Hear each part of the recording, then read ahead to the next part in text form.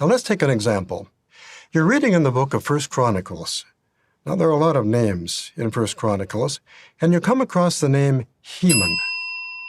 If you were just interested in covering material, you'd probably pass over it and go on to the next verse. But you're not in a rush. And you notice a cross-reference beside the name. It refers you to 1 Chronicles 6:33. So you decide to investigate. And in doing so, you learn something heartwarming about Jehovah. Let's do that. 1 Chronicles chapter 6. It says, "These are the men who served with their sons.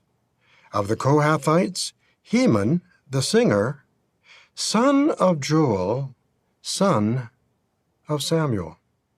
So this Heman was Samuel's grandson. Now, what do we know about his family situation? Well, his father, Joel, and his uncle, Abijah, were judges, but they had a terrible reputation. They'd rule in your favor if you could pay enough, but if you were poor, forget it. And the whole country knew about it. At one point, the Bible says that all the elders of Israel came to Samuel and said they didn't want Joel and Abijah as judges anymore. They wanted a king. Jehovah was furious, and he couldn't have been too happy with Joel and Abijah either. Now, can you imagine the effect that this corruption had on the reputation of Heman's family? The shame? But like Hezekiah, Heman didn't allow his father's bad example to paralyze him. Heman developed his own personal relationship with Jehovah. How do we know? We followed a few clues. We followed a few cross-references, and we came to 1 Chronicles chapter 25 and verse 5. Let's do that. It says, "All of these were sons of Heman, a visionary of the king in matters pertaining to the true God, to his glory. Thus the true God gave Heman 14 sons and 3 daughters." Did you see it? A visionary of the king. What was a visionary? It was a kind of prophet. Now let's see. Samuel was a prophet. And now Heman was a prophet. Do you see what's heartwarming? Jehovah was dealing with Heman in much the same way he had dealt with his grandfather. Jehovah does not hold the sins of the fathers against the sons.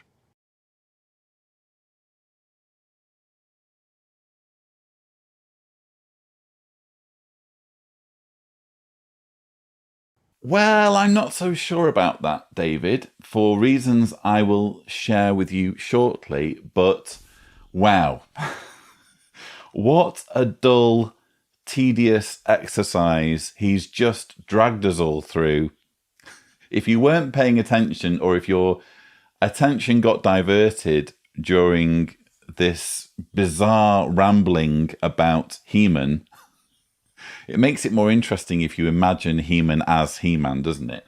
But if you fail to follow along with this, what he's essentially saying is a grandson of Samuel became a prophet even though his father was a bad dude.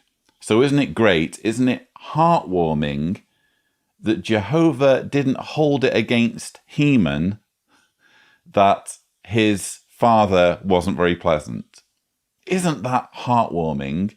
Doesn't it show that Jehovah is fair and just and doesn't hold it against you what previous generations of your family did? Well, I see your reference of 1 Chronicles, David Splain, 1 Chronicles chapter 6, and I raise you Exodus 20, verses 4 to 6, which says, "You must not make for yourself a carved image or a form like anything that is in the heavens above, or on the earth below, or in the waters under the earth.